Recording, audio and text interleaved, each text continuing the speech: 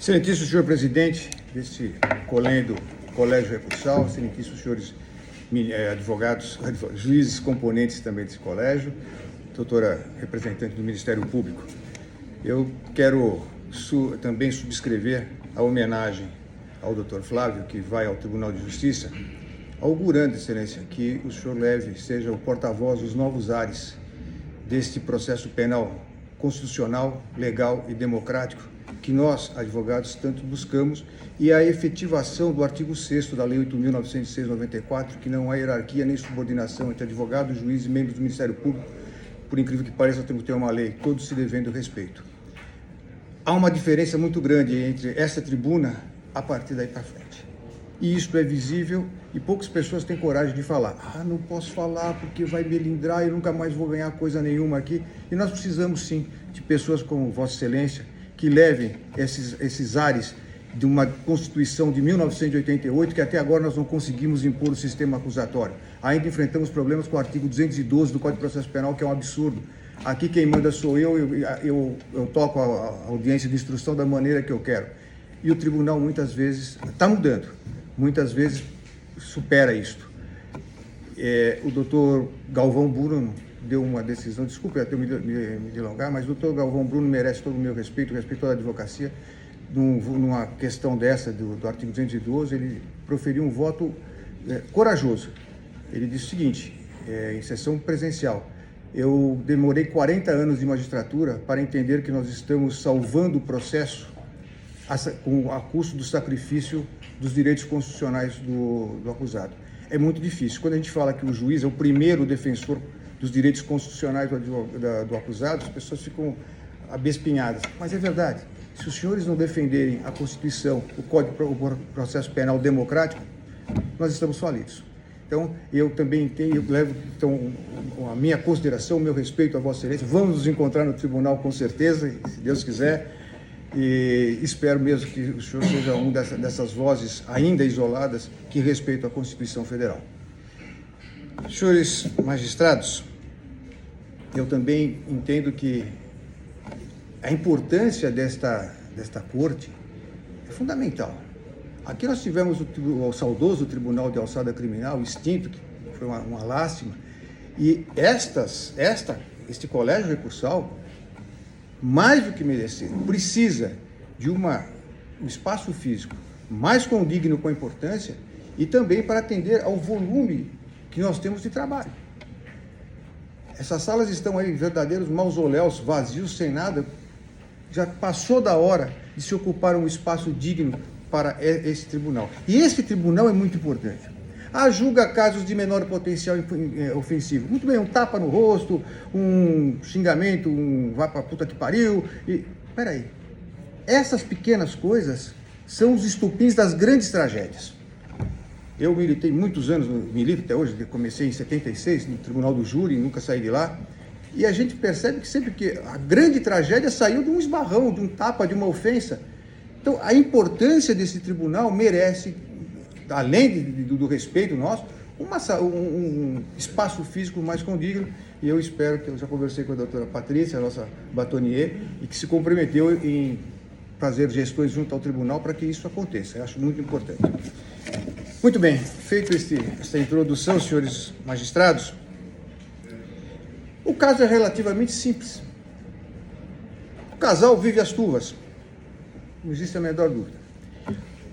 Os senhores devem ter recebido também, a doutora promotora juntou aos autos, um comportamento absolutamente reprovável por parte da senhora Andréia, enviando e-mails aos desembargadores da sessão privada, a juízes e promotores pedindo, aspas, socorro, porque ela está sendo violada e falando que pagou R$1,5 milhão para advogado. Isso é uma coisa absolutamente inédita. À margem do processo, entrar e fazer uma atuação dessa, sem ser advogada, sem nada, e com uma banca de advocacia da magnitude da sua defensora. Isto foi juntado aos autos. Eu tive o cuidado de fazer uma petição. Eu detesto petição longa. Sempre falo, petição com mais de 5 folhas, ninguém lê e está errado. Se você tiver que fazer 5 folhas a mais do que isso para dizer que o teu cliente tem um direito, ele não tem. Mas eu fui obrigado a fazer um quadro sinótico mostrando quais são as ações que a senhora Andréa reclama. É tudo fundo financeiro. Ele foi condenado? Foi. Ele confessou na polícia, ele confessou em juízo, pediu desculpa e pagou 1,5 milhão de desponte próprio num acordo pela lesão que ele causou, uma lesão corporal de natureza leve. 1,5 milhão. Na separação, a senhora Andréa ficou com 50 milhões. E agora tem uma ação de alimentos, de revisão de alimentos, para uma criança de 5 anos, que época tinha 2, de 50 salários mínimos, são 74 mil reais. O querelante postula, uma redução para 40. Não é que saiu de 10 para 2, não, de 74 para 40, para quase 50 mil reais. Isso é indignação. Se os senhores leram esse e-mail, os senhores leram toda a confrontação desse processo, o fundo é financeiro. É uma luta para não diminuir. A reclamação da senhora Andréa é essa. Aí ela contrata um escritório de advocacia e não paga os honorários. E o escritório, então, como disse a doutora, insistentes cobrança, sim. Nós, para recebermos o honorário, é um sacrifício. Não é, todos aqui passam por isso. É muito difícil. O cliente, depois que termina o processo, um abraço. Se não recebeu antes, não vai receber depois. E manda. E o que ela faz? Qual seria o caminho? Ela tem uma equipe de advogados, não é só a doutora Patrícia, tem advogados conceituados e renomados na esfera civil. Qual seria a atitude? Questionar judicialmente isso aí, não vou pagar, enfim, vai discutir. Não.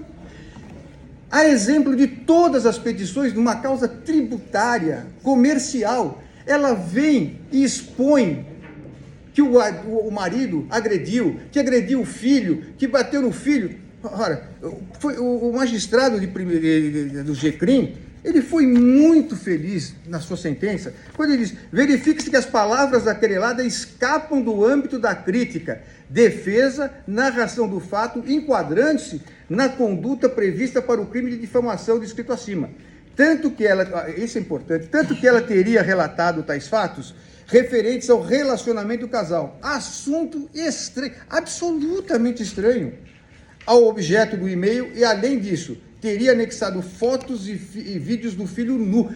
Senhores, estão discutindo uma ação de uma questão de imposto que está sendo cobrado, um imposto milionário. A resposta dessa senhora sempre é juntar as fotos do filho nu com alguns machucadinhos no braço e nas costas que estilhaçou uma porta de boxe de blindex. Apelação nítida para um sensacionalismo, para uma vitimização inexistente. Ela não fala, ela diz que está sofrendo um processo de assédio judicial.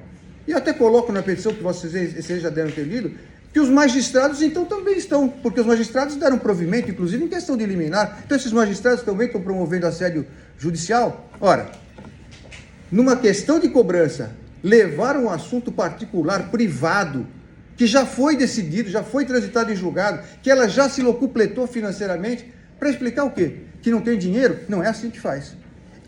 Foi, sim, nítida a intenção de difamar o ex-marido. Fazer, traçar, desenhar uma figura dele de um canalha, de um monstro agressor de mulheres. O que não se coaduna com o objeto daquilo que estava sendo discutido no e-mail enviado pelo escritório. E termina ainda a sentença dizendo o seguinte: em que pese ter aquelerada dito que enviou tais mensagens para se defender e que teria voltado a ser ameaçada por Fábio, anoto que tais alegações não foram comprovadas nos autos, nem foram roladas testemunhas para comprovar tais alegações. Senhores magistrados, a manutenção da condenação é imperiosa. Há de se pôr um limite. Tudo tem um limite na vida. Essa senhora extrapolou em todos os sentidos os limites. O marido também extrapolou. Foi punido, foi condenado, pagou a indenização e está lá com o seu nome jogado no rol dos culpados. Ela não pode usar isto como um salvo-conduto para agredir e ofender a dignidade dos outros. Esta é a pretensão, o requerimento dessa defesa.